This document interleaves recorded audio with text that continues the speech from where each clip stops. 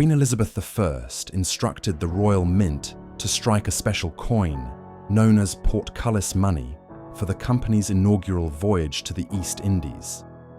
This was the first time the British Empire had issued coins specifically for international trade outside of standard English coinage.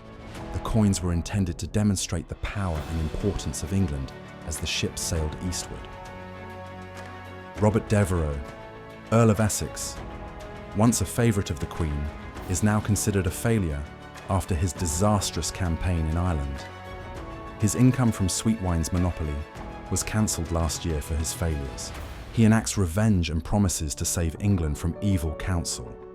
Instead, his 200 men scatter at first cannon shot, and his house in the Strand is surrounded by Crown forces. By nightfall, the Tower readies an axe. February 25th, his head will roll. 3 miles downstream, no one notices Sir James Lancaster's squadron, Red Dragon, Hector, Ascension, Susan, and the supply ship Gift, as they creep past Greenwich with £21,000 in silver, £6,000 in goods, 480 men, and 38 naval guns. Apart from approximately 200 tons of iron, the ships were ballasted with provisions. The company directors considered iron a tradable good that served domestic manufacturers in Asia.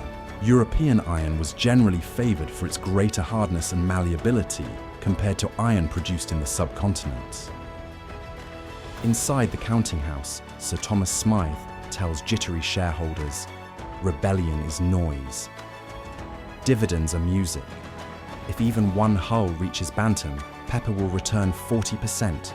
If none return, England loses a fleet and nobody remembers in 10 years, unless Spain gloats." But the Channel will not be their deadliest foe. The Atlantic has a slow poison of its own. Weeks of contrary gales pin the fleet in Torbay for 2 months. On April 22nd, the wind turns and they head for Table Bay. 4 months in, and the sailors cough, their gums bleed. Scurvy's opening act. Lancaster unlocks a chest, bottles of sour, Portuguese-traded lemon juice. 3 spoonfuls at dawn for every man on the Red Dragon. But only that ship. An accidental clinical trial begins.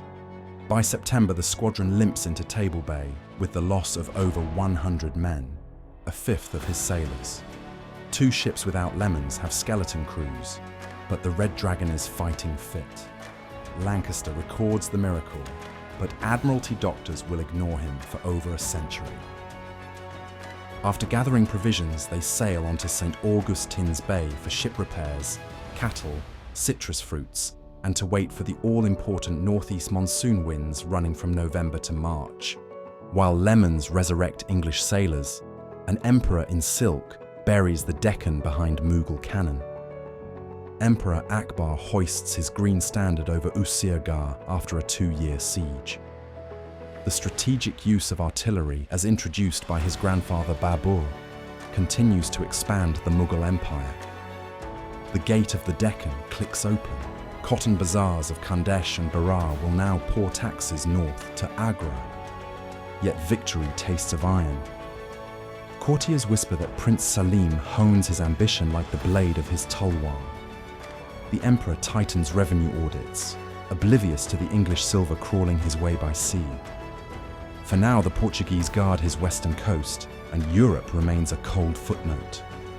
But further south, a single closed marketplace proves trade can halt for faith.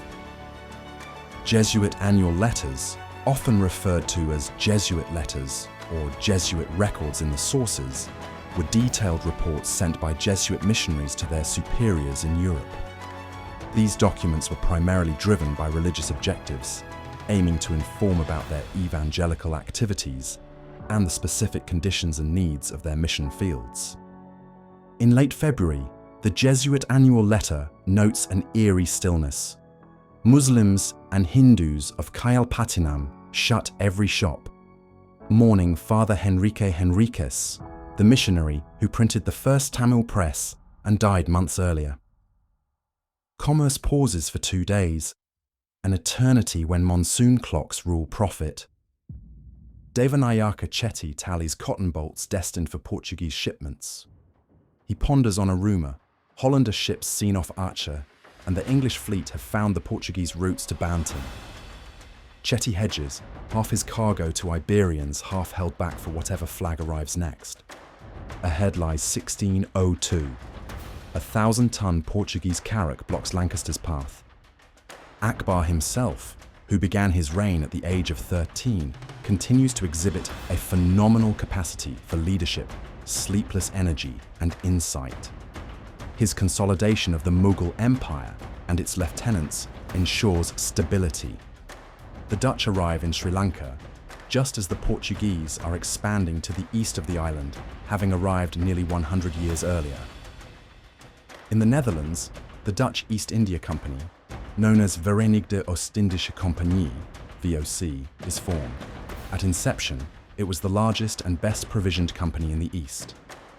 Pepper or peril? Subscribe and sail with us year by year through the greatest corporate conquest in history.